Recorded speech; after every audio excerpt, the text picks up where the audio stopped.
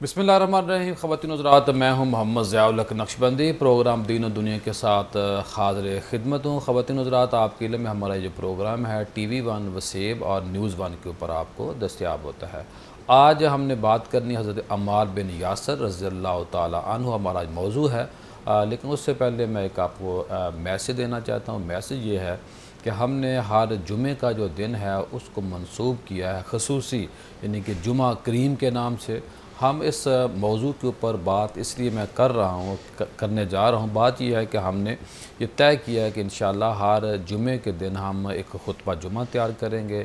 پہلے ہم اس کو ٹی وی پہ چلائیں گے، اس سے پہلے پی ڈی ایف کی صورت میں، یا اس دن خطیب حضرات کو ملے گا۔ اگر آپ امام ہیں، خطیب ہیں تو ہم سے رابطہ کریں۔ ساتھ اگر یہ چاہتے ہیں آپ یعنی کہ نمازی ہیں تو آپ چاہتے ہیں کہ آپ کے جو خطیب ہیں ان کو ایک اچھی گفتگو، ایک اچھی سپیچ بنی بنائی مل جائے ریفرنس کے ساتھ، تو پھر آپ ہم سے رابطہ کر سکتے ہیں تاکہ آپ کے علاقے کی جو مسجد ہے وہاں پہ جو اچھی ایک گفتگو، اچھا موضوع مل سکے۔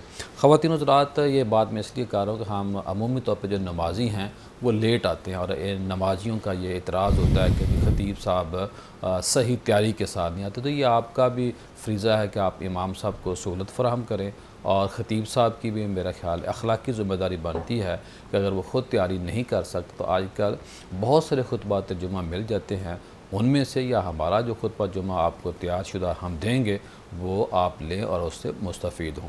اب ہم آتے ہیں اپنے موضوع کی طرف۔ آج جب ہم نے یہ دن رکھا ہے تو حضرت عمار بن یاسر 9 صفر 37 ہجری کو اس دنیا فانی سے جاتے ہیں، اور کریم آقا صلی اللہ علیہ وسلم آپ سے بڑا پیار کرتے تھے۔ پیار کرنے کی بہت وجوہات تھی، اس میں ایک وجہ یہ بھی تھی کہ اللہ کے نبی صلی اللہ علیہ وسلم کی بارگاہ میں پورا خاندان آیا تھا، ان پورے خاندان نے اسلام قبول کیا تھا۔ اور ساتھ آپ کے لیے میں یہ بھی ہونا چاہیے کہ حضرت عمار بن یاسر کی والدہ محترمہ جو تھی وہ اسلام کی پہلی شہید خاتون ہیں، اور جب ہم ان کے گھرانے کی بات کرتے ہیں تو ہر فرد جو تھا بڑا اہم تھا۔ کریم آقا صلی اللہ علیہ وسلم کے ساتھ کئی غزوات میں حضرت عمار بن یاسر نے شرکت کی۔ جب شرکت کی تو یہ آگے ترقی ہوتی گئی، تو یہی ایک طرح امتیاز تھا جو تربیت تھی۔ پھر حضرت عمر رضی اللہ تعالیٰ عنہ کے دور میں 21 مہینے تک کوفہ کی گورنری جو تھی، اور اس کے آپ گورنر بنے کوفہ کے۔ پھر اللہ کے نبی نے فرمایا تھا عمار بن یاسر کے بارے میں کہ جنت عمار کی مشتاق ہے، یعنی کہ منتظر ہے۔ جس نے عمار سے بغض رکھا اللہ نے اس سے بغض رکھا۔ یہ دیکھیے کہ میرے نبی صلی اللہ علیہ وسلم عمار بن یاسر کے بارے میں بتا رہے ہیں، اور عمار اگر کوئی قسم کھا لے تو اللہ پوری کرے گا، یہ بھی کریم آقا کا فرمان ہے۔ اللہ کے نبی نے فرمایا کہ جس نے عمار کو دیکھا ہے، یعنی کہ جب عمار کو دیکھے گا تو ایسے ہی ہے جیسے پورا جو قد ہے، یعنی کہ سر سے لے کے پاؤں تک جنتی اگر کسی فرد کو دیکھنا ہے تو عمار بن یاسر کو دیکھ لے۔ پھر اسی طرح اللہ کے نبی نے فرمایا کہ ایمان جو ہے عمار کے خون اور گوشت میں شامل ہو چکا ہے، یعنی کہ پوری باڈی جو ہے اللہ پاک نے اس کو برکت دی ہے۔ پھر آپ کی بہت اچھی عادات تھیں، بہت کم گفتگو کرتے تھے، زیادہ خاموش رہتے تھے، خوف خدا میں وجہ خوف خدا تھی۔ پھر آنے والے فتنوں سے پناہ مانگتے تھے۔ پھر 6 جو رکعت ہم نماز مغرب کے بعد نوافل پڑھتے ہیں آپ باقاعدگی سے پڑھتے تھے۔ جب کسی نے پوچھا تو آپ نے کہا کہ اللہ کے نبی صلی اللہ علیہ وسلم کا یہ طریقہ تھا، اور اللہ کے نبی نے فرمایا تھا کہ جس نے 6 رکعت نفل باقاعدگی سے پڑھنے شروع کر دیے، اگر اس کے گناہ سمندر کی جاگ کے برابر بھی ہوں تو اللہ پاک اس بندے کے گناہ معاف کر دے گا۔ خواتین و حضرات، آج ہمارا جو پینل ہے بہت ہی خوبصورت پینل ہے۔ مفتی شاہد محمود مدنی صاحب مستقل ہمارے پینل کا حصہ ہیں، ماشاءاللہ چیئرمین ہیں کنز الایمان بیکن سکول، جو 80+ برانچز کا ایک نیٹ ورک ہے، بڑا منفرد کام کر رہے ہیں، کم فیس ہے، معیاری تعلیم ہے، حفظ کا بڑا ان کا اچھا سسٹم ہے، مدارس الگ سے بھی قائم ہے، اور خاص طور پہ جو سکول ہیں 80 برانچز کے اندر ماشاءاللہ ان کا حفظ کا بڑا معیاری نظام ہے۔ پھر سبزہ زار لاہور کے اندر جامعہ مسجد کے خطیب بھی ہیں۔ پھر ماشاءاللہ ان کے ساتھ موجود ہیں پروفیسر مفتی محمد ناصر قیوم صاحب، آج پہلی دفعہ ہمارے پروگرام کا حصہ بنے ہیں۔ آپ ماشاءاللہ نجی ایک ادارے کے ساتھ منسلک ہیں اور خطیب ہیں جامعہ مسجد مدینہ جوہر ٹاؤن لاہور، اور ان کے ساتھ موجود ہیں ہمارے دوست ہیں، بھائی ہیں محمد کاشف جمیل قادری، آپ خطیب بھی ہیں، مولانا بھی ہیں، مفتی بھی ہیں اور سینئر خطیب ہیں محکمہ اوقاف حکومت پنجاب، مدرس ہیں جامعہ حنفیہ غوثیہ باٹی چوک لاہور، اور خطیب ہیں مرکز اہل سنت جامعہ حنفیہ فاروقیہ اسلام پورہ لاہور، پرنسپل ہیں اقرا مدینۃ الاطفال کامران پارک شادرہ لاہور۔ میں اپنے تینوں مہمانوں کا شکریہ ادا کرتا ہوں اور مفتی شاہد محمود مدنی صاحب سے گزارش کروں گا کہ آپ ہمیں حضرت عمار بن یاسر کا جو ابتدائی تعارف ہے اس پر روشنی ڈالیں، اور آپ کا جس محبت کے ساتھ، جس طریقے کے ساتھ، جس وسیلے کے ساتھ آپ نے اسلام کی دعوت کو قبول کیا، دائرہ اسلام میں داخل ہوئے، اس پر روشنی ڈالیں۔ بسم اللہ الرحمن الرحیم۔ السابقون الاولون، یہ سب آج ہماری خوش قسمتی ہے کہ ہم اس ہستی کا تذکرہ کرنے جا رہے ہیں جو اللہ کی بھی محبوب ہے اور اللہ کے رسول کی بھی محبوب ہے، اور دین اسلام میں اس پہلے کلمہ حق کہنے والے مومن صحابی سے لے کر آج تک کا ہر مومن اس بات کو سمجھتا ہے کہ دین اسلام کے لیے جو حضرت عمار رضی اللہ تعالیٰ عنہ کی قربانیاں ہیں، آپ کے خاندان کی قربانیاں، آپ کے باپ، آپ کے والدہ، آپ کے بھائی، وہ ناقابل فراموش ہیں، اور ہمیشہ جو ہے وہ اس کا کریڈٹ ان کو جاتا ہے کہ انہوں نے اسلام کے لیے اپنی ہر طرح کی قربانی پیش کی۔ یہ ان ابتدائی صحابہ کرام میں ہیں جنہوں نے اولین آ کر اسلام کو قبول کیا تھا، سبحان اللہ، اور انہوں نے آنے والوں سے افضل ہو گئے، آنے والوں سے افضل ہو گئے، اور یہ اس لسٹ میں آگے جس کو قرآن پاک فرماتا ہے السابقون الاولون، سبحان کہ جو سب سے پہلے آنے والے ہیں، یہ بعد میں آنے والوں سے پھر فرمایا گیا کہ یہ افضل ہیں۔ تو حضرت عمار رضی اللہ تعالیٰ عنہ اپنے دوست کے ساتھ اور اسی طرح اپنے خاندان کے ساتھ یہ نبی علیہ السلام کی بارگاہ میں آتے ہیں اور سرکار سے تعلیم حاصل کرتے ہیں، اور سرکار کا میٹھا انداز، آپ صلی اللہ علیہ وسلم کی پیاری گفتگو اور حضرت عمار کو عزت دینا، جبکہ بظاہر جو یہ خاندان تھا یہ کوئی امیر خاندان نہیں تھا۔ حضرت عمار بھی، حضرت عمار کے والد حضرت یاسر، آپ کی والدہ حضرت سمیہ، یہ سارا خاندان کیونکہ بیسیکلی یمن سے تھے، اور ان کے والد ہجرت کر کے یہاں مکہ آ گئے تھے، اور پھر یہ یہاں پہ زندگی گزار رہے تھے۔ اولاً تو یہ موالí تھے، یعنی جس کو غلام کہتے ہیں، لیکن بعد میں ان کے والد بھی آزاد اور یہ خود بھی آزاد تھے۔ تو یہ کہنے کا مطلب یہ ہسٹری اس لیے دی کہ یہ بظاہر کوئی ایسی اتھارٹی یا پرسنالٹی نہیں تھے کہ جس کو خاندان بڑا نام کوئی بیان کیا جا سکے، اور شاید یہی وجہ ہے کہ ان کے اسلام لانے پر جو ظلم و ستم ان پہ ڈھایا گیا وہ کسی اور پہ اتنا نہیں ڈھایا گیا۔ اور یہ پیر صاحب ان صحابہ کرام میں ہیں کہ جنہوں نے اپنے اسلام کو ظاہر کیا۔ 7 ہستیوں کا ذکر آتا ہے کہ یہ اس وقت بڑا مشکل تھا ایمان کو ظاہر کرنا، اور ایمان کو ظاہر کرنے کا مطلب ہوتا تھا کہ اب آپ ابتدائی ایام کی بات، جی اب آپ نشانہ ظلم کا بنیں گے۔ تو حضرت صہیب ہوں یا حضرت سلمان یہ دہشت گرد کوئی بھی حملہ کر سکتا ہے، پورا معاشرہ ہی دہشت گرد تھا، وہاں 1-2 اور خفیہ دہشت گرد نہیں تھے، ابو جہل تو ابو لہب تو عتبہ تو شیبہ، تو یہ سارے وڈیرے جو تھے یہ ظالم وہاں موجود تھے اور ظلم و ستم کرتے تھے۔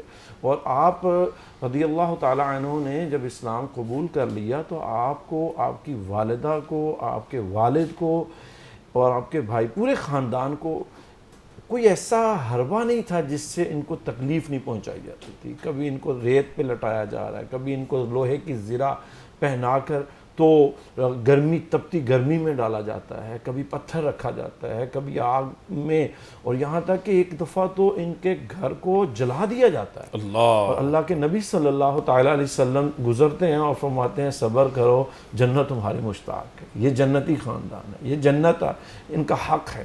تو حضرت عمار رضی اللہ تعالیٰ عنہ کی ایمان پہ جب ان پر اتنا ظلم و ستم ہو رہا تھا نا پیر صاحب، تو ایک موقع ایسا آیا کہ ان کو مجبور کیا گیا کہ یہ اسلام کا انکار کریں اور ایسا کلمہ کہیں جس سے اسلام کا انکار ہوتا ہے. تو انہوں نے مجبوراً اپنے زبان سے نکال دیا. اب جب یہ بات صحابہ کرام اس وقت تک کہ صحابہ کرام تک پہنچی اور کسی نے سرکار کی بارگاہ میں آ کے کہہ دیا کہ یا رسول اللہ صلی اللہ علیہ وسلم عمار نے تو کفر کہہ دیا ہے، تو اللہ کے نبی صلی اللہ علیہ وسلم نے آگے سے کیا فرمایا؟ فرمایا میرا عمار وہ ہے جو کفر کہہ بھی دے تو کافر نہیں ہے. عمار کے بدن میں خون میں ایمان سرایت کر چکا ہے. اور جب پھر سے یہ تو سرکار نے کہا نا، جب سرکار کی بارگاہ میں آئے حضرت عمار نے کہا یا رسول اللہ میں نے اس طرح کہہ دیا تھا، تو اللہ کے نبی نے فرمایا کوئی حرج نہیں. اللہ تعالیٰ نے قرآن نازل فرمایا. یہ میں دوبارہ آپ کی طرف آتا ہوں. اب ناصر کیوم صاحب کیا فرمائیں گے؟ ایک تو یہ تھا کہ حضرت عمار کا عشق رسول تھا، کریم آقا سے محبت تھی، اور جس سے محبت کی جاتی ہے بدلے میں محبت ملتی ہے. تو کیا فرمائیں گے کہ ایک آپ کی محبت کرنا ہے، دوسرا کریم آقا کی آپ کے ساتھ محبت کرنا؟ جی بہت شکریہ پیر محمد ضیاء الحق نقشبندی صاحب. اللہ رب العزت کا شکر ہے کہ جس کی توفیق سے آج ہم انتہائی اسلام کی اہم ترین شخصیت حضرت عمار بن یاسر، جن کے حوالے سے قبلہ مفتی صاحب نے بڑی خوبصورت ابتدائی تمہید باندھی ہے. نبی کریم صلی اللہ علیہ وسلم کے یہ وہ غلاموں میں سے ہیں، حضرت بلال حبشی ہوں یا حضرت عمار یاسر. ان دونوں پر جو ظلم کیا گیا، جو ستم کیا گیا، صحابہ باقاعدہ طور پر مقابلہ کرواتے تھے اور پھر بالیقین یہ فوراً کہہ اٹھتے تھے کہ حضرت بلال اکیلے ہیں اور ان کے مقابلے میں یہ پورا خاندان ہے. اور پھر عمار کو جیسے رضی اللہ تعالیٰ عنہ تپتی ہوئی آگ کے اوپر لٹایا جاتا اور اس تپتی ہوئی آگ کے اوپر بھی پوچھا جاتا کہ کیا اب بھی محمد کا کلمہ پڑھو گے، کیا اب بھی ان کی طرفداری کرو گے، کیا اب بھی ان کے دین پر رہو گے. عشق مصطفیٰ صلی اللہ علیہ وسلم کیا ہے کہ زخم پہ زخم کھا کے جی، خونے جگر کے گھونٹ پی، آہ نہ کر لبوں کو سی. یہ عشق ہے، دل لگی نہیں. پتہ یہ چل رہا ہے کہ عشق یہ دعوے، یہ نعرے نہیں ہوتے، بلکہ یہ حقیقت میں عمل ہوتا ہے. ادھر وہ کہتے کہ کلمہ کفر کہو، اور دوسری طرف ان کی آرزو یہ ہوتی کہ کاش اس دوران جو میرے اوپر ظلم و ستم کیا جا رہا ہے، کاش سرکار دو عالم صلی اللہ علیہ وسلم آ جائیں، میں ان کی زیارت کروں اور میری ساری کی ساری اذیتیں ختم ہو جائیں گی. اور حتیٰ کہ یہی ہوا. نبی اکرم صلی اللہ علیہ وسلم نے دہکتے ہوئے کوئلوں کے اوپر ان کو جب لیٹے ہوئے دیکھا اور جلی ہوئی ان کی جو چربی جو کوئلوں کو بجھا رہی تھی، اور اسی لمحے آپ نے کہا قلنا یا نار کونی بردن وسلاما علی عمار کما کنتا علی ابراہیم، کہ اے آگ ایسے ہی ٹھنڈی ہو جا جیسے ابراہیم پر تو ٹھنڈی ہوئی تھی. سبحان اللہ. حضرت عمار یاسر رضی اللہ تعالیٰ عنہ کا پورا وجود جلا ہوا تھا. اور پھر کہا کہ اصبر، صبر کریں یا عمار، اے عمار، ان موعدکم الجنہ، میں تمہیں جنت کا تم سے وعدہ کرتا ہوں. پھر وہیں پر کھڑے کھڑے نبی کریم صلی اللہ علیہ وسلم نے فرمایا اللہم اغفر، اے اللہ معاف فرما دے لآل یاسر، یاسر کے خاندان کو بخش دے، معاف فرما دے. تو نبی اکرم ادھر حضرت عمار کا عشق تھا جو انہیں ہر قسم کے ظلم و ستم کے باوجود ثابت قدم رکھتا، اور دوسری طرف ان کی تمنا یہی ہوتی ہے کہ کاش اس ظلم و ستم کے دوران نبی اکرم صلی اللہ علیہ وسلم کا وجود اطہر سامنے آ جائے، حضور کے حسن و جمال کا ایک نظارہ کر لوں، تو پھر کچھ بھی نہیں، پھر جو ظلم و ستم ہوتا ہے سہا جائے گا، برداشت کیا جائے گا اور استقامت پیدا ہو جائے گی. اور حضرت عمار بن یاسر رضی اللہ تعالیٰ عنہ کا عشق کیا ہے. نبی اکرم صلی اللہ علیہ وسلم نے مدینہ منورہ میں جب مسجد نبوی کی تعمیر شروع کی تو اس تعمیر کے لیے حضرت عمار بن یاسر، باقی صحابہ بھی وہاں سے جو اس زمانے کے اندر اینٹیں یا انہیں جو بھی بلاک کہا جا سکتا ہے وہ اٹھا رہے تھے ایک ایک. حضرت عمار بن یاسر دو دو اٹھا کے جا رہے تھے. اور راستے میں نبی کریم صلی اللہ علیہ وسلم نے حضرت عمار سے پوچھا کہ عمار دو کیوں اٹھا رہے ہو؟ تو انہوں نے بڑا خوبصورت بڑا پیارا جواب دیا کہ یا رسول اللہ صلی اللہ علیہ وسلم، ایک تو اپنا، دوسرا آپ کے لیے. اللہ ماشاءاللہ. اس پر نبی کریم صلی اللہ علیہ وسلم بہت زیادہ خوش ہوئے. سبحان اللہ. اور جناب کاشف صاحب کیا فرمائیں گے؟ ایک تو آپ کی فیملی نے اسلام قبول کیا، ساتھ دیکھیے کہ جب بندہ گھر میں باہر والے دوستوں کی جس سے پیار اس کی بات ہوتی ہے تو شروع میں تو بات ہلکی پھلکی ہوتی ہے، پھر بعد میں ایک محبت کا انداز بن جاتا ہے۔ تو کریم آقا صلی اللہ علیہ وسلم نے آپ کے خاندان کے لیے، آپ کے لیے جو مہربانیاں کرم نوازیاں فرمائیں، اس پہ آپ روشنی ڈالیں۔ بسم اللہ الرحمن الرحیم۔ حضرت سیدنا عمار بن یاسر رضی اللہ تعالیٰ عنہ اور آپ کے خاندان کی جو قربانیاں ہیں، جو آپ کا ایمان ہے، جو آپ کا عشق ہے، جو آپ کی استقامت ہے، جو آپ کی وفا ہے، یقیناً وہ قیامت تک ہر اہل ایمان کے لیے مشعل راہ ہے۔ جیسا کہ آپ نے فرمایا کہ آپ کی والدہ حضرت سمیہ رضی اللہ تعالی عنہا اسلام کی پہلی شہیدہ ہیں۔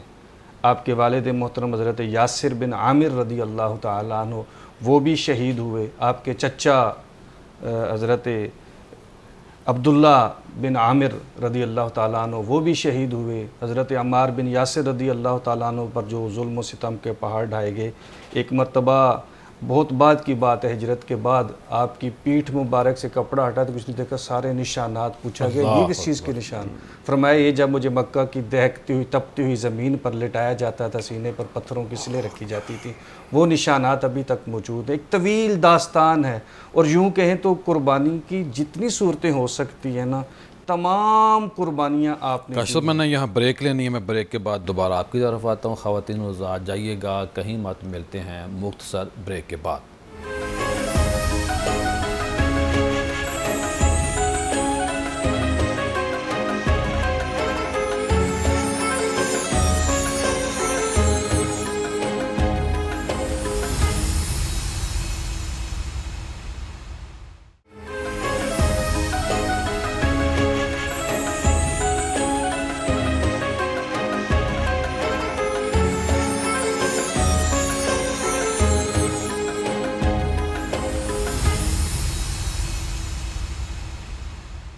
بریک کے بعد خوش آمدید خواتین حضرات۔ آج ہم بات کر حضرت عمار بن یاسر۔ آج ان کا عرس کہہ لے، آج ان کی شہادت کا دن ہے۔ ہم نے ان کو یاد رکھنا ہے، اصال ثواب کرنا ہے، بچوں کو بھی ان کی تعلیمات سے آگاہ کرنا ہے۔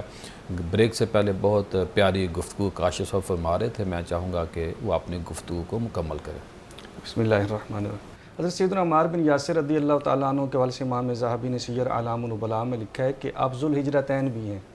حبشہ کی طرف بھی ہجرت آپ نے کی، مدینہ منورہ کی طرف بھی ہجرت آپ نے کی، بلکہ جو اسلام کی پہلی مسجد ہے، مسجد قباء، کریم آقا صلی اللہ علیہ وسلم کی تشریف آوری کے بعد اس مسجد کی تعمیر کا مشورہ بھی سب سے پہلے حضرت سیدنا عمار بن یاسر رضی اللہ تعالیٰ عنہ نے دیا ہے۔ اور پھر مسجد نبوی کے متعلق، تعمیر کے متعلق جو آپ کی جس شوق کے ساتھ، ذوق کے ساتھ آپ حصہ لے رہے تھے، جیسے پروفیسر صاحب فرما رہے تھے، تو اس میں آپ ایک شعر بھی بار بار بولا کرتے تھے، نحن المسلمون نبنی المساجد، ہم مسلمان ہیں، ہم نے اللہ کی مساجد تعمیر کرنی ہے۔ اور پھر کریم آقا صلی اللہ علیہ وسلم کی بھی پھر آپ کے ساتھ محبت ایک نہیں کئی فرامین ہے، جیسے آپ نے اپنے بیان میں فرمایا تھا، کریم آقا نے فرمایا جنت عمار کی مشتاق ہے۔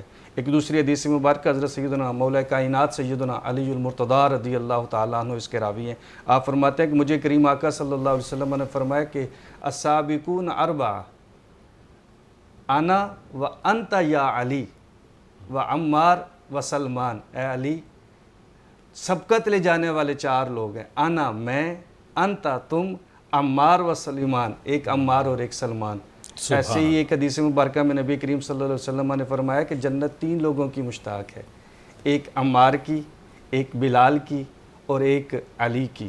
اللہ اکبر۔ اور پھر جب آپ مسجد نبوی کی تعمیر کے وقت ہی آپ پتھر اٹھا کر لا رہے تھے تو میرے کریم آقا نے اس وقت ایک بڑا خوبصورت فرمان آپ کے لیے فرمایا، جو مولا کائنات کے لیے بھی فرمایا ہوا۔ آپ نے فرمایا تھا الحق مع عمار و عمار مع الحق، حق عمار کے ساتھ ہے اور عمار حق کے ساتھ۔ سبحان اللہ۔ جناب مفتی شاہ صاحب کیا فرمائے، جب دیکھیے بندہ ایک بندے سے پیار کرتا ہے تو ریٹرن میں اگلا بندہ بھی پیار کرتا ہے، تو یہ جو باہمی محبت ہوتی ہے جس کو ہم کلیپنگ کہتے ہیں کہ ایک ہاتھ سے نہیں بجتی، اور آج بھی کوئی اچھا بندہ ہونا تو بندہ اس سے پیار کرے تو بدلے میں وہ بھی پیار دیتا ہے۔ تو کریم آقا تو دشمنوں کو بھی پیار دینے والے تھے۔ یہ ایک جو لنک بنا صحابی کا اور رسول پاک صلی اللہ علیہ وسلم ذات پاک، اس پہ روشنی ڈالے۔ اور آپ شروع میں کچھ قرآنی آیات پڑھنے لگے تھے، ٹائم کم ہوتا ہے ہمارے پاس، کیا فرمائیں گے آپ؟ جی بھی صاحب، میں حوالہ عرض کر رہا تھا کہ جب آپ سے وہ کلمہ کفر نکلا تو نبی علیہ السلام کی بارگاہ میں آئے، سرکار نے ان کی تعریف فرمائی تو اللہ تعالیٰ نے ان کی شان میں قرآن نازل فرمایا سورہ نحل کے اندر، فرمایا من کفر باللہ من بعد ایمانہ الا من اکرہ وقلبہ مطمئن بالایمان۔ سبحان اللہ۔ فرمایا جو اللہ کا انکار کرے ایمان کے بعد لیکن دل سے نہ کرے، الا من اکرہ، مگر اس کو مجبور کیا گیا ہے، وقلبہ مطمئن بالایمان، اور اس کا جو دل ہے وہ ایمان پر مطمئن ہے۔ یہ آپ کی شان نے یہ بیان فرمائی کہ عمار اگرچہ ظاہری طور پہ اس نے کلمہ کہہ دیا ہے کفر کا، لیکن اس کا دل ایمان پر مطمئن تھا۔ مفتی صاحب، اگر کسی سے مجبوراً طلاق لے لی جائے یا مجبور کر دیا جائے، ایک شرعی مسئلہ ہے اسی آیت اور اسی واقعہ کی روشنی میں، تو پھر وہ طلاق ہو جاتی ہے نہیں ہوتی؟ جی پیر صاحب، یہ ڈیٹیل طلب مسئلہ ہوتا ہے کہ مجبوری کس کو کہتے ہیں۔ ہم مجبوریاں سمجھتے ہیں نہیں دیں گے تو خاندان میں یہ ہو جائے گا وہ ہو جائے گا۔ مجبوری ہوتی ہے کہ آپ کی جان واقعتاً کوئی لے لے، فائر کر دے یا کوئی اس طرح کا اٹیک کر دے، جس سے واقعتاً یہ 100% جس کو آپ کہتے ہیں نا غالب گمان یہ ہو، ایسی کوئی مجبوری ہو تو پھر تو یہ تو وہی نا ایمان والا مسئلہ ہے، طلاق والا مسئلہ۔ جی وہ وہاں پہ بھی جان کی نوبت تھی، تب یعنی یہ کہ اگر اجازت بندے کو ملی ہے۔ خدشہ ہو کہ میں طلاق نہیں دوں گا تو میری جان جا سکتی، تو اگر وہ زبان سے کہہ دے طلاق دینے کی، طلاق نہیں ہوگی، نہیں ہوگی، اکراہ پہ طلاق اس یعنی طرح کہ نہیں ہوگی۔ کوئی امکان ہو کہ میری جان بچ سکتی ہے، یہ ظاہراً یا ایک زبان سے لفظ۔ جی جی، کیوں مفتی صاحب کیا فرمائیں گے آپ؟ ایسے مسئلے میں مفتی صاحب کوئی ہے آپ کی رائے اس پہ تو بتا دیں۔ میرا خیال ہے دوبارہ میں آتا ہوں۔ جہاں تک میں سمجھتا ہوں فرق ہے ایمان کے بارے میں، جو جس نے مفتی صاحب نے قرآن پاک کی آیت بھی پڑھی سورہ نحل کی، جس کے بارے میں آپ کے بارے میں الا من اکرہ وقلبہ مطمئن بالایمان، صحیح، دل میں تو ایمان ہو لیکن زبان سے مجبور کر دیا جائے تو کلمہ کفر کوئی بولے تو یہ ایمان پر فرق نہیں پڑتا، یہ صرف۔ لیکن جو طلاق ہے وہ تھوڑا سا مسئلہ جہاں تک میں سمجھتا ہوں، اس پہ ہم کوئی کرتے ہیں پروگرام کرتے ہیں اسپیشل۔ جی مفتی صاحب نے بات کو شروع۔ جی باقی جو دوسرا آپ نے کویسچن کیا کہ نبی علیہ الصلوۃ والسلام پر وہ اتنے جان نشاور کرنے والے اور عاشق، تو سرکار نے بدلے میں ان سے محبت کتنی کی۔ دیکھیں قرآن فرماتا ہے حل جزاء الاحسان الا الاحسان، کہ نیکی کا بدلہ تو نیکی ہی ہے۔ اور کس ہستی کے بارے میں، اللہ اکبر، وہ کریم آقا صلی اللہ علیہ وسلم جو ویسے ہی ہر ایک سے محبت کرتے ہیں، مومن سے بھی، کافر کو بھی آپ اپنے قریب کرتے ہیں، ایمان کے قریب کرتے ہیں، اور جو جان نشاور کرنے والا ہو اس سے کتنی محبت کرتے ہوں گے۔ اندازہ لگائیے، ایک موقع پہ حضرت خالد بن ولید اور حضرت عمار بن یاسر، ان کے درمیان کوئی باہمی معاملہ ہو گیا، نزاع ہو گیا، تو اس کے بعد یہ روٹین میں سرکار کی بارگاہ میں حاضر ہو گئے۔ نہ حضرت عمار بن یاسر نے بتایا کہ حضرت خالد بن ولید نے مجھے یوں کہا ہے، نہ کسی اور نے بتایا ہے سرکار کو کہ یوں کہا ہے۔ اللہ کے نبی صلی اللہ علیہ وسلم نے اپنے علم غیب سے جانتے ہوئے صحابہ کرام کو متوجہ کر کے فرمایا کہ میرا عمار وہ ہے جو اس سے بغض رکھے گا وہ اللہ سے دشمنی اختیار کرے گا۔ اللہ اکبر۔ عمار سے محبت اللہ کی محبت کا نتیجہ۔ ایک روایت بولنے کی بھی آتی ہے، جی جی، اور حضرت عمار سے نفرت یا بغض خالد بن کرنے ولید کا بولے وہاں اللہ کے نبی کی بارگاہ میں۔ جی، اور حضرت عمار رضی اللہ تعالیٰ عنہ سے جو محبت کرتا ہے وہ اللہ سے محبت کرتا ہے۔ عمار کی ناراضگی رب کی ناراضگی۔ اللہ اکبر۔ تو حضرت عمار رضی اللہ تعالیٰ عنہ، اب ایک موقع نہیں، آپ صلی اللہ تعالیٰ علیہ وسلم نے جب عمار کے بیان فرمایا، حضرت عمار کے لیے محبت فرمائی، صحابہ کے مجموع میں حضرت عمار رضی اللہ تعالیٰ عنہ کو نمایاں حیثیت عطا فرمائی۔ اور حضرت عمار رضی اللہ تعالیٰ عنہ جتنی محبت سرکار سے کیا کرتے تھے وہ اپنی جگہ ہے، لیکن میرے اور آپ کے نبی علیہ الصلوۃ والسلام ان سے بھی زیادہ محبت کیا کرتے تھے۔ اللہ اکبر۔ جی ڈاکٹر حکیم صاحب کیا فرمائیں گے؟ ایمان ملتا ہے بندے کو، پھر محبت ملتی ہے، جب دو طرفہ محبت ہوتی ہے اس کے بعد پھر ایسی تکالیف آتی ہیں جن کو برداشت کرنا ضروری ہوتا ہے۔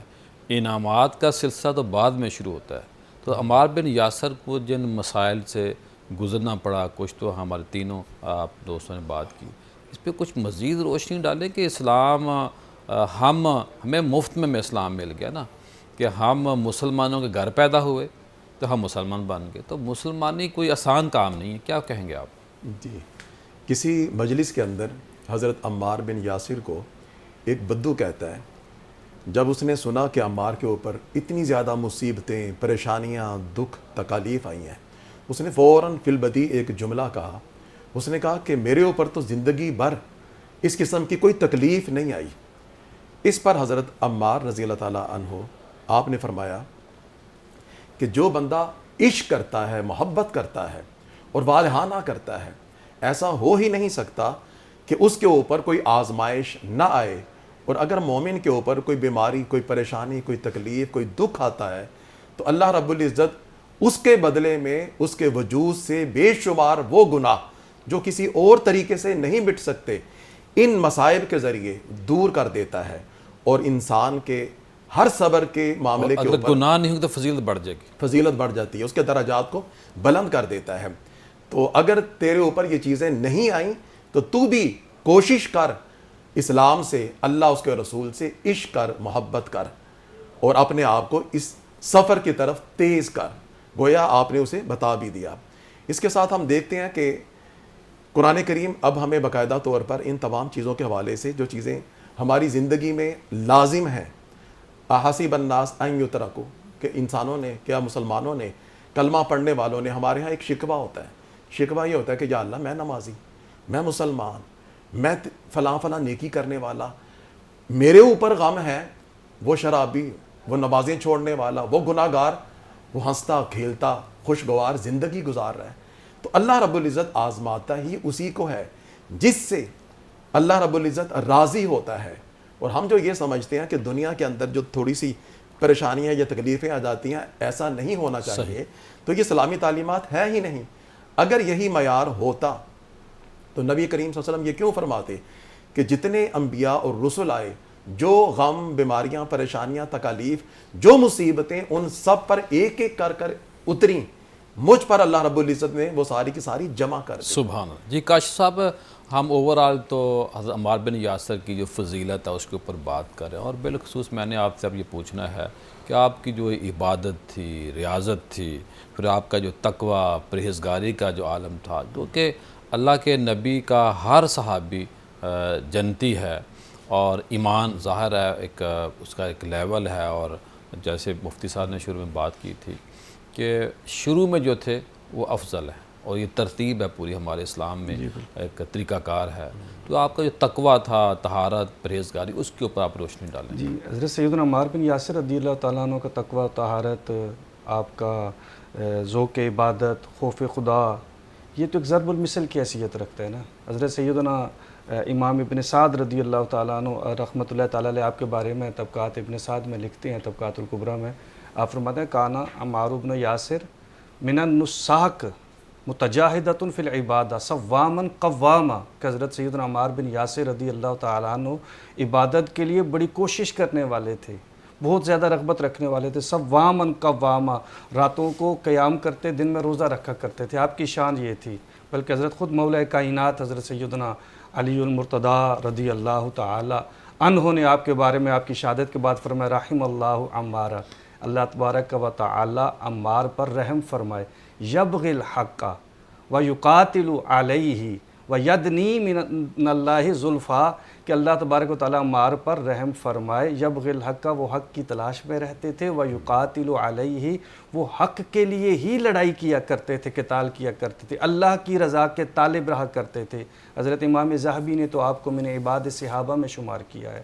امام ابن عبد البر نے الاستیعاب فی معرفت الاصحاب میں آپ کے بارے میں فرمایا کانا عمار من زہاد الصحابہ، حضرت عمار بن یاسر رضی اللہ تعالی عنہ زہد صحابہ میں سے تھے، ایسے صحابہ میں سے جو عبادت میں بہت زیادہ کثرت کرتے تھے. فرماتے الذین لا یبالون بالدنیا، وہ تھے جنہیں دنیا کی کوئی فکر ہی نہیں ہوتی تھی ہمہ وقت عبادت میں. بلکہ امام طبرانی نے آپ کے بارے میں نقل فرمایا کہ آپ جب عبادت کرتے نا، نماز کے لیے آپ کھڑے ہوتے تو آپ یوں کہا کرتے تھے، آپ کے جسم پر کپ کپی طاری ہوتی، آپ کے آنسو جاری ہوتے. فرماتے واہ حسرتا، واہ حسرتا لو علمت اقبلت صلاتی عملا، کاش مجھے یہ علم ہو جائے کہ میری نماز قبول بھی ہوئی ہے یا نہیں. اللہ اکبر. یہ دیکھیے یہ ہمارے لیے سبق ہے، جیسے آپ بھی اشارہ فرما رہے تھے نا، ہمیں قدر نہیں ہے. اور ہم معذاللہ بدنصیب ہیں، پڑھتے ہی نہیں. اتنا مقام، اتنا مرتبہ، اس کے باوجود فرما رہے ہیں واہ حسرتا. جنت جن کی مشتاق ہے وہ فرما رہے ہیں واہ حسرتا،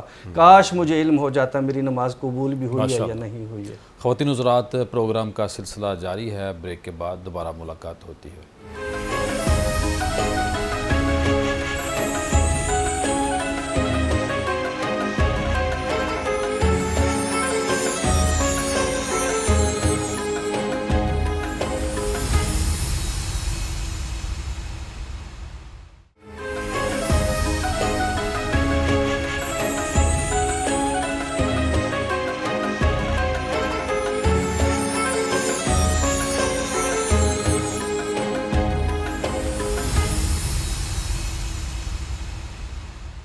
بریک کے بعد خوش آمدید خواتین حضرات. ہم آج بات کر رہے ہیں عمار بن یاسر کی. آج ان کا عرس ہے اور 9 صفر یاد رکھیں. ہم نے اپنے اولیاء کو تو یاد رکھا ہے اور رکھیں گے انشاءاللہ، لیکن ہم اصحاب والے بھی ہیں، ہم اہل بیت والے بھی ہیں، تو ہم نے ان ہستیوں کو بھی یاد رکھنا. میں بالخصوص ہمیشہ کہتا ہوں کہ اپنے بچوں کو ان مقدس ہستیوں سے آگاہی دینی چاہیے.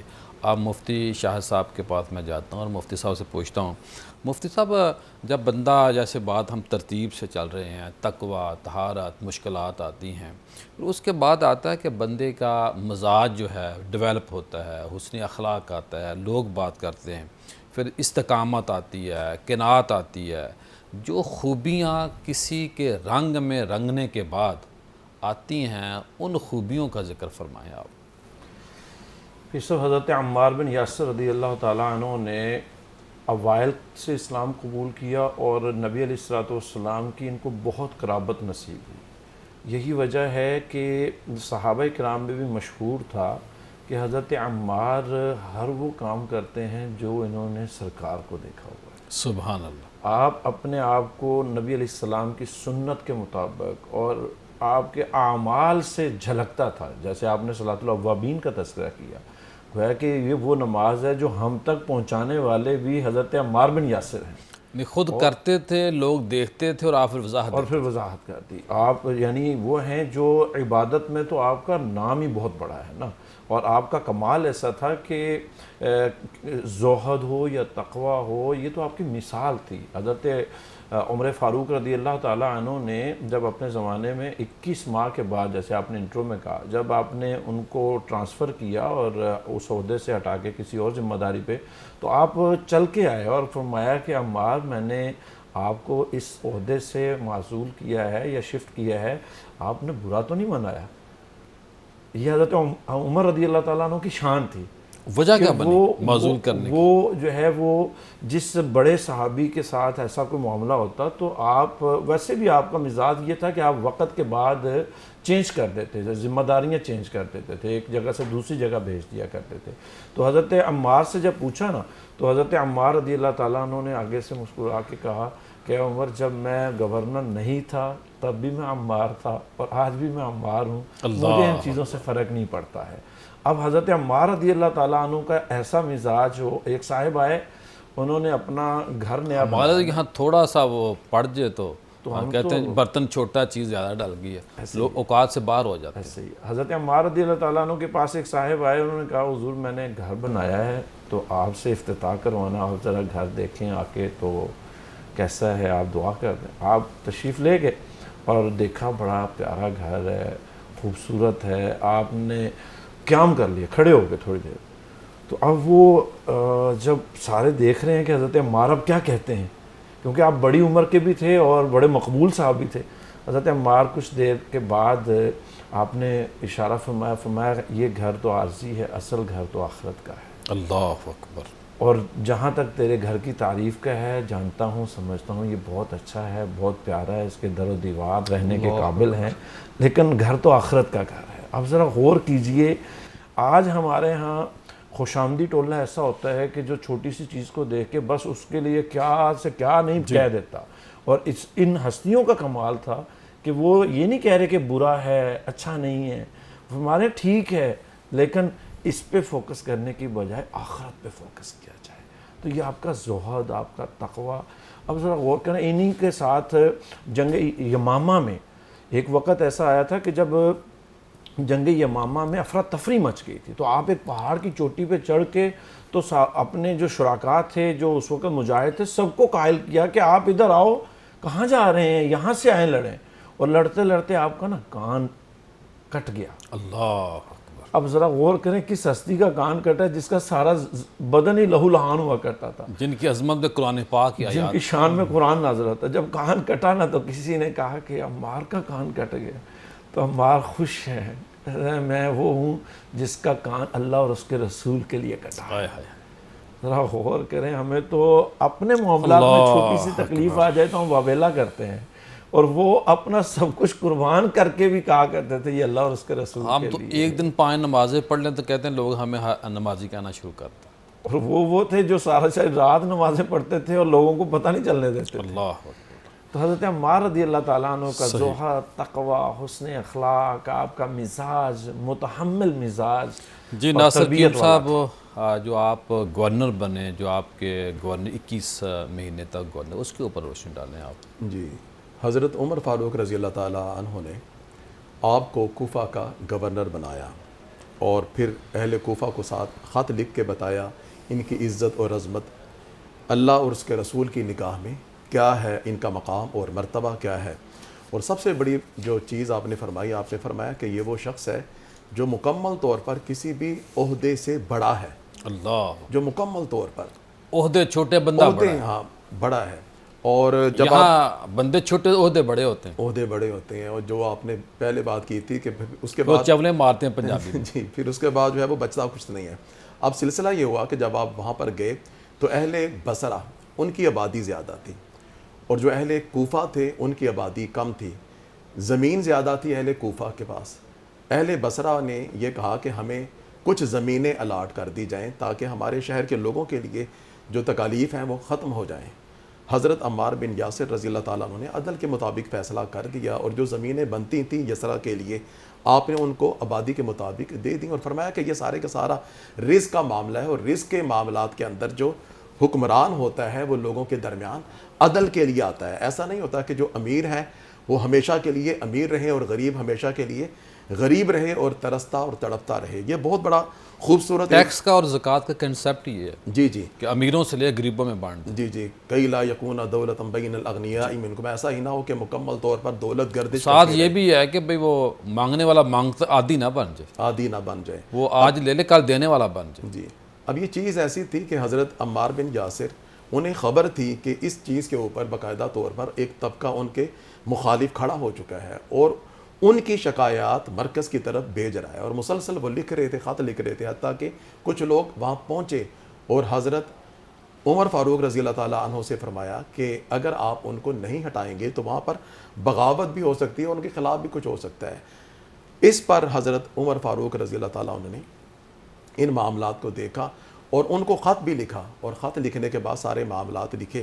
اس پر انہوں نے کہا کہ جو آپ فیصلہ کرتے ہیں مجھے آپ ہی کے فیصلے نے یہاں پر بھیجا ہے، اور آپ ہی کا فیصلہ ہوگا تو میں یہاں سے واپس پلٹوں گا. تو جو آپ بہتر سمجھتے ہیں، آپ امیر المؤمنین ہیں، جو آپ کے سامنے تصویر لوگوں نے پہنچا دی ہے، تو مجھے اس کے حوالے سے کوئی دکھ کوئی غم نہیں. میں تو سچا ہوں. جی، اور اس کے حوالے سے، اور آپ نے کوئی تگ و دو نہیں کی، ورنہ عموماً کوئی اتنا بڑا عہدہ مل جائے اور بندہ لالچ سے لبریز ہو تو جان دے دیتا ہے، عہدہ یا کرسی نہیں دیتا. تو آپ نے بڑے سکون سے جب حضرت عمر فاروق رضی اللہ تعالیٰ عنہ نے آپ کو معزول کیا، تو چونکہ یہ ایک عام روٹین کے حوالے سے انسان اس کو انسلٹ فیل کرتا ہے، مگر وہ جو بندے ان چیزوں سے ماورا ہوتا ہے، لا یخافون لومۃ لائم، انہیں اس قسم کی ملامتیں یا خوف کسی قسم کا ان کی قد کاٹ کے اوپر اثر نہیں کرتا. آپ واپس آ گئے، جیسا کہ علامہ صاحب نے فرمایا تھا کہ جب ان سے حضرت عمر فاروق رضی اللہ تعالیٰ عنہ نے اگلے دن پوچھا کہ جو میں نے آپ کو عہدہ دیا اور لیا، اس پر آپ کا کیا آپ کے حالات ہیں، آپ میرے حوالے سے کیا دیکھتے یا سوچتے ہیں. تو اس پر حضرت عمار بن یاسر رضی اللہ تعالیٰ عنہ کا جو کہنا ہے، ہمارے ہاں تو سب سے بڑا سلسلہ یہ ہوتا ہے کہ ناجائز طریقے سے لوگ آگے آتے ہیں اور ناجائز بھی چھوڑنا نہیں چاہتے. اگر ہم ان بڑے لوگوں کے، ان بڑے بڑے کارناموں کو. آج کل ہمارے سامنے امریکہ کی مثالیں دی جاتی ہیں کہ دیکھیں جی وہاں صدر کیسے آیا کیسے گیا. تو ہم اپنی ہی خوبصورت ترین مثالیں کیوں نہ دیں, جو اتنی خوبصورت مثالیں جن کو اہل ویسٹ ہماری تو وہ فالو کرتے ہیں. کریم صاحب ہماری خوبصورت مثالیں موجود ہیں تاریخی اعتبار سے, الحمدللہ. لیکن حالیہ تاریخ ہماری بڑی خطرناک ہے. اللہ پاک ہمیں ہدایت دے. جی کاشف جمیل صاحب, آپ کی شہادت کا تذکرہ ہو جائے, آپ کی تدفین کا تذکرہ ہو جائے, آپ کے مزار پر انوار کا تذکرہ ہو جائے. جی بالکل. حضرت سیدنا عبداللہ بن مسعود رضی اللہ تعالیٰ عنہ چونکہ حبر الامہ ہیں, تو آپ کے ایک فرمان میرے ذہن میں آ رہا تو اس سے بات کا آغاز کرتا ہوں. آپ فرماتے ہیں ما رأیت ما اخوف من اللہ تعالیٰ من عمار بن یاسر. میں نے اپنی زندگی میں عمار بن یاسر سے زیادہ خوف خدا رکھنے والا کوئی نہیں پایا. اللہ پروفیسر صاحب جس طرح آپ کے دورے گورنری کی بات کر رہے تھے نا, اتنا بڑا شخص, اتنا بڑا مقام مرتبہ کا حامل, تو آپ اپنے دورے گورنری میں خود ایک ایک درہم کا راشن لیتے اور اپنے کندھوں پر اٹھا کر لے جایا کرتے تھے. کوئی خادم نہیں, کوئی دربان نہیں. اور یہ اعزاز آپ کو منفرد یہ بھی حاصل ہے کہ نبی کریم صلی اللہ علیہ وسلم نے آپ کی حیات میں ہی آپ کی شہادت کی خبر آپ کو دے دی تھی. اللہ اکبر. بخاری شریف میں بھی حدیث مبارکہ میرے کریم جب مسجد نبوی کی تعمیر ہو رہی تھی اسی وقت آپ نے فرما دیا تھا یہ میرا عمار ہے, اسے تقتلہ فئۃ باغی, ایسے ایک باغی گروہ قتل کرے گا. اور پھر اس کے علاوہ الجامع غیب کا علم تھا نا میرے جی بالکل غیب کا علم تھا.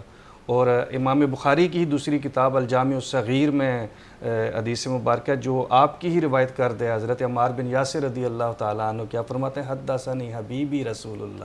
الفاظ ہی بڑے پیارے ہیں, میں اس وجہ سے بول رہا ہوں حدثنی حبیبی رسول اللہ. حبیبی, مجھے میرے حبیب رسول اللہ صلی اللہ علیہ وسلم نے بیان فرمایا کہ عمار تو نہیں مرے گا. ہائے ہائے. الا ان قتل, سوائے اس کے تو قتل ہوگا بین فئتین عظیمتین من المسلمین, مسلمانوں کے دو عظیم گروہوں کے درمیان میں تو قتل ہوگا, جنگ میں تجھے قتل کیا جائے گا اور وہ تجھے فئہ باغی گروہ تجھے قتل کرے گا. 37 ہجری میں حضرت مولا کائنات سیدنا علی المرتضیٰ رضی اللہ تعالی عنہ کے دفاع میں جنگ کرتے ہوئے آپ جنگ صفین میں 7 سفر اور بعض روایات اکثر روایات میں ہے کہ 9 سفر اور مظفر آپ کا جامع شہادت جنگ نہ آپ نے ہو کیا. اور مولا کائنات نے ہی آپ کی نماز جنازہ بھی پڑھائی. اور کیسی بات ہے کہ جب آپ مولا کائنات آپ کی نماز جنازہ پڑھا رہے تھے تو روایات میں آتے ابن سعد نے بھی لکھا ہے کہ مولا کائنات کی آنکھوں میں آنسو تھے. جیسے میں نے بھی قبل بھی عرض کیا فرما رہے تھے رحم اللہ عمار, یا اللہ عمار پر رحم فرما. شام کے شہر رقہ میں آپ کا مزار اقدس ہے. اور بدقسمتی کچھ عرصہ کا اس وقت بھی خارجی گروہ نے ہی آپ کو شہید کیا. حضرت علامہ عبد المصطفیٰ اعظمی رحمۃ اللہ تعالی علیہ سیرت مصطفیٰ میں تتمہ کرتے ہوئے فرماتے ہیں کہ آپ کے قاتل وہ تھے جو کنفرم باغی تھے. فئات باغیہ کے تحت جو کنفرم باغی تھے. فرماتے ہیں کہ غالب گمان یہی ہے کہ یہ وہی مصری باغی تھے جنہوں نے حضرت سیدنا عثمان غنی کے خلاف بغاوت کی تھی, حضرت سیدنا عثمان غنی کو شہید کیا تھا. وہی باغیوں کا گروہ تھا جنہوں نے سیدنا عمار بن یاسر رضی اللہ تعالیٰ عنہ کو بھی شہید کیا. یہ مفصل آخر میں کوئی میسج. میں حضرت عمار بن یاسر جب زخمی ہوئے نا جنگ صفین میں, تو آپ نے پانی طلب کیا اور کسی صاحب نے پانی کی بجائے دودھ پیش کر دیا. تو آپ فرمانے لگے مجھے میرے نبی صلی اللہ علیہ وسلم نے فرمایا تھا کہ اے عمار تو دودھ پی کے شہید ہو. اللہ اکبر. تو سرکار ان سے محبت اتنی فرمایا کرتے تھے. میں آپ آخر میں یہ کہوں گا کہ ہم اپنی اولاد کو بالخصوص آج کا دن جو ہے ان کے لیے ایصال ثواب بھی کریں اور ان کی شان بیان کریں. بہت شکریہ مفتی صاحب, کاشف صاحب آپ کا, قیوم صاحب آپ کا, اللہ آپ کو سلامت رکھے. آپ آتے ہیں تو رونق لگتی ہے. خواتین حضرات, حضرت عمار بن یاسر کا تذکرہ کیا. ایک ایک لمحہ ان ہستیوں کا بڑا مقدس رہا ہے. انہوں نے اسلام کے لیے قربانیاں دی ہیں. خدارہ کاش ہم بھی ان ہستیوں کے نقش قدم پر چل سکے. یہ تو ایک پوری تاریخ ہے ہر صحابی, لیکن اگر ہم ان کے نقش قدم پہ چل جائیں تو پھر بھی ہماری کامیابی ہے. جب ہم ان ہستیوں کا تذکرہ کرتے ہیں اس کا مقصد ایک ہی ہے کہ ہم ان کے مقروض ہیں. ہم مقروض ہیں, ہماری نسلیں ان کی مقروض رہیں گی. جب ان کا مقدس ذکر ہم کرتے ہیں, مقدس نام اپنی ناپاک زبانوں پہ لے کے آتے ہیں, تو ہماری یہ خواہش ہوتی ہے کہ ہمارے جو ناپاک جسم ہے, گناہ گار جسم ہے, اللہ پاک ہمارے جسموں کو گناہوں سے پاک کر دے اور مقدس لوگوں کے صدقے اللہ ہمیں جنت میں لے جائے گا, کیونکہ ہم وسیلے کے قائل ہیں. کریم آقا صلی اللہ علیہ وسلم کا وسیلہ، ان اصحاب کا، اہل بیت کا وسیلہ ہمارے لیے ذریعہ نجات ہے۔ آج کا جو وظیفہ ہے یا حیو ایک ایسا وظیفہ ہے کہ جب آپ بیمار ہوں تو اس کو پڑھیں گے تو تندرست ہو سکتے ہیں، لمبی زندگی پانا چاہتے ہیں، لمبی عمر لینا چاہتے ہیں، صحت یابی چاہتے ہیں، بابرکت زندگی چاہتے ہیں تو آپ اس وظیفے کو پڑھیں۔ رشتے جو ہیں، اگر آپ کے رشتے قائم نہیں رہ پا رہے، ٹوٹ رہے ہیں، ایسی پریشانیاں آ رہی ہیں، لوگ شیطانی کام درمیان میں کر رہے ہیں تو آپ نے اس وظیفے کو پڑھنا، اللہ برکت دے گا۔ ملازمت سے نکلنے کا خدشہ ہے یا ملازمت مل نہیں رہی تو اس وظیفے کو پڑھے، اللہ آپ کو ملازمت بھی دے گا، قائم بھی رکھے گا اور ملازمت کے اندر ترقی بھی دے گا۔ اور ساتھ جب آپ چاہتے ہیں کہ آپ کی زندگی گناہوں سے پاک ہو جائے، پاکیزہ ہو جائے اور روحانی قوت میں مزید اضافہ ہو تو پھر بھی آپ اس وظیفے کو پڑھیں۔ شہادت کی موت چاہتے ہیں تو اس وظیفے کو پڑھیں گے تو اللہ پاک شہادت کی موت دے گا، اور اس وظیفے کو جب آپ پڑھیں گے تو آپ کے نزدیک کوئی بیماری نہیں آئے گی، آپ کا جو کند ذہن ہے وہ ذہانت میں بدل جائے گا، عزت اور وقار کبھی آپ کا مجروح نہیں ہوگا، کاروبار چلے گا، مزید برکت ہوگی، اور سفری جو مشکلات ہیں، پریشانیاں ہیں، آپ خیریت سے اپنی منزل پر پہنچیں گے۔ اور جب جتنی میں نے باتیں کی ہیں 313 بار پڑھیں گے تو اللہ آپ کو برکت دے گا۔ کل دوبارہ ملاقات ہوگی۔ السلام علیکم۔